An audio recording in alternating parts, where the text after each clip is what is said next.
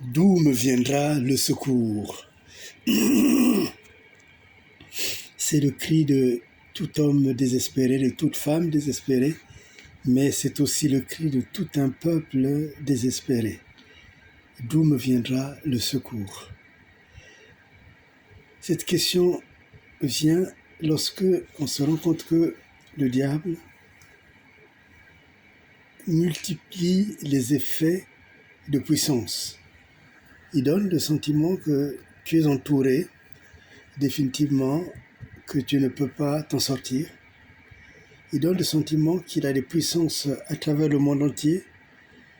Ce sont ses alliés, et que ses alliés sont contre toi, sont contre ton peuple. Mais à cette question qui relève des millénaires, il y a aussi une réponse. La réponse, c'est celle-ci. Le secours me vient de Dieu, qui a fait le ciel et la terre. Et pourquoi le psalmiste a-t-il senti, l'Esprit l'a poussé à dire qui a fait le ciel et la terre? Parce que les manigances diaboliques de ceux qui ont le pouvoir donnent le sentiment qu'ils maîtrisent tout. Mais en fait, en disant qui a fait le ciel et la terre, ils montrent que, quelle que soit leur manœuvre, quelle que soit leur façon de faire, quels que soient leurs alliés, ils font partie de la terre.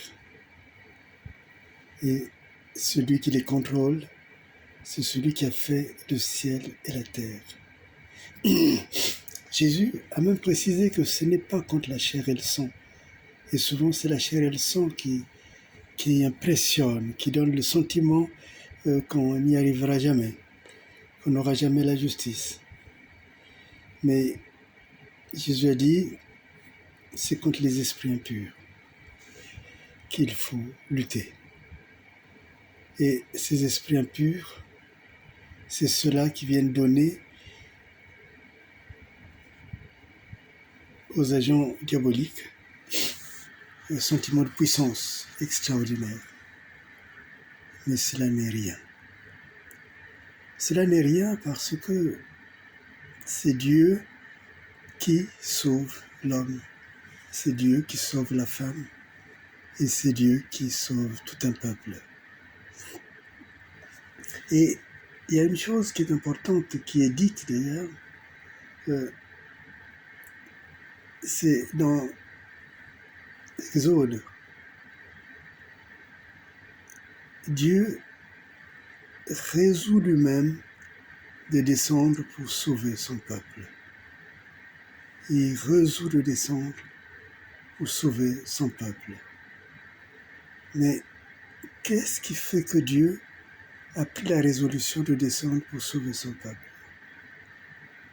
C'est parce que il a entendu ses cris et ses supplications.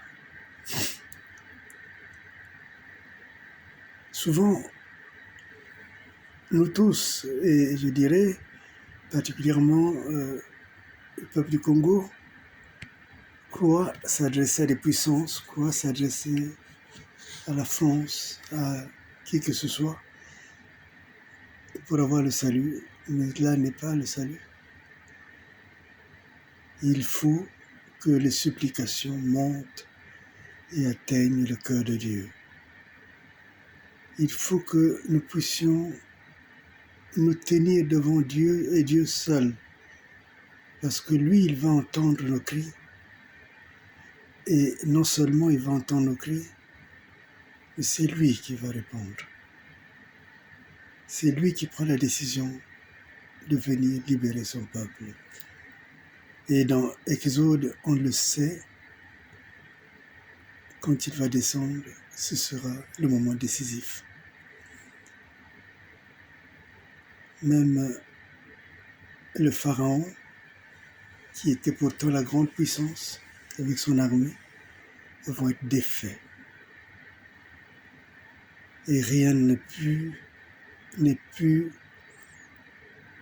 n'a pu résister à la puissance que Dieu a déployée. Tous les soldats du Pharaon étaient emportés par les flots de la mer. Et c'est ce peuple-là que nous sommes.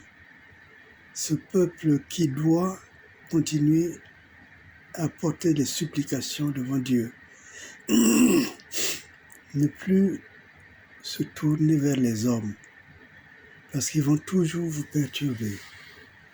Ils vont toujours vous donner le sentiment qu'ils sont puissants, que leur puissance ne s'arrête jamais. Or, en réalité, cette puissance ne sont que des fantaisies. La vraie puissance vient de Dieu.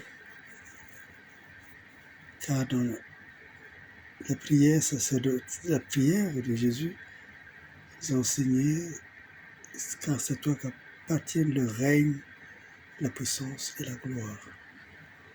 Le règne, la puissance et la gloire appartiennent à Dieu. Donc, il nous faut venir parler, murmurer, même quand vous êtes dans la maison, criez à Dieu. Criez à Dieu et il est déjà à l'intérieur de votre maison. Même quand vous avez le sentiment d'être découragé, allez crier à Dieu. N'allez pas crier aux hommes, parce que cela va leur donner le sentiment que leur puissance continue à agir. Criez à Dieu. Choisissez Dieu comme un allié. Et il va descendre. Il est déjà descendu. N'ayez plus peur. N'ayez plus peur. Choisissez Dieu. C'est lui qui est votre allié. Seigneur, apprends-nous à mettre nos supplications devant toi. Seigneur, ouvre ton cœur pour entendre les supplications de notre cœur, notre corps, de notre peuple. S'il te plaît, Seigneur, garde-nous en toi. Garde-nous dans ta puissance. Garde-nous dans la fraîcheur du cœur. Que nous n'ayons plus peur. Quel que soit tout ce que nous apprenons, quels que soient les dons des FMI, quel que soit tout ce qu'on apprend, tout cela n'est rien. Tout cela est passager. Mais la vraie puissance vient de toi. Et tu la déploieras pour ton peuple. Seigneur, sois béni. Seigneur, sois loué. Au nom puissant de Jésus le Christ. Amen.